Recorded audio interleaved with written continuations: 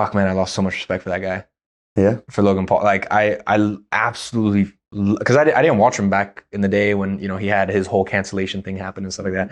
I only started watching him maybe I started seeing some of his stuff when, maybe like lockdown of 2020, his impulsive episodes. Yeah. And I thought it was hilarious. And and especially his vlogs back then, I remember he was doing like 5-minute vlogs and they were like super well done. And I just thought it's so cool. This person, you know, has this massive,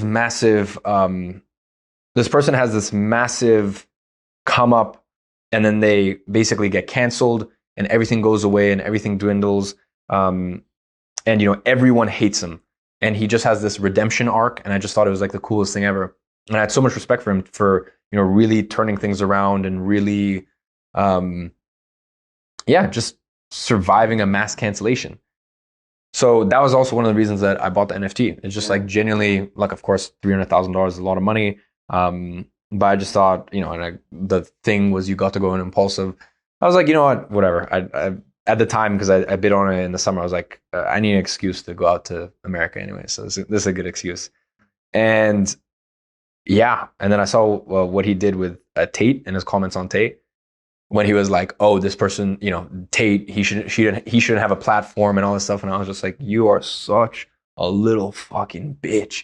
And I know this, me saying this right here, means that I never get to go on Impulsive. I never get to go on any of those fucking podcasts. I don't give a fuck.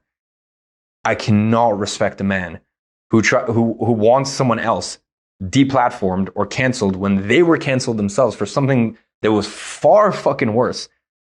Like, but that's the thing. I still believe he deserved a second chance, because I don't know. Like, I believe everyone deserves a second chance. I believe people can genuinely make mistakes, right? He was young. He had so much pressure, all this stuff. I think when it happened, he was my age, right? I think, look, even if I mean, I never would, because I'm, you know, I grew up, you know, and I feel as though I have a good head on my shoulders, and, you know, I feel like I wouldn't do anything stupid. But even if I do, at the end of the day, I'm 22, right? So especially considering his age and stuff like that, I just think people deserve second chances. And then, you know, for him to then flip-flop, be a little fucking bitch. And as I said, I understand me saying this means that I don't get to hang out with any of the LA crew now. I don't give a fuck. Like, I can never ever respect a man. I can never respect people who are just,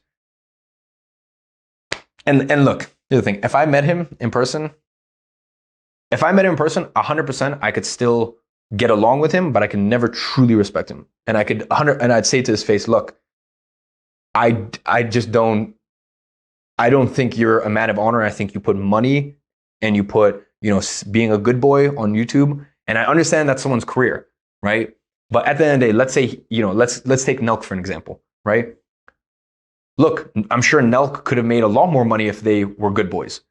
But at the end of the day, at a certain point, how much fucking money do you need, right? At a certain point, it's like, what's more important to you, your honor or money? You know, and for me, I've made, as you guys know, I've made many sacrifices where I make substantially less money, but at least I get to look at myself in the mirror and be like, oh, okay, I'm a real man of honor.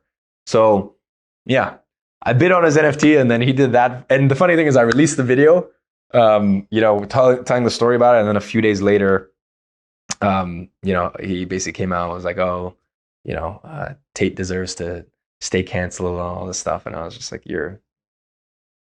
Would you like to have a discussion with him? With who? With Logan?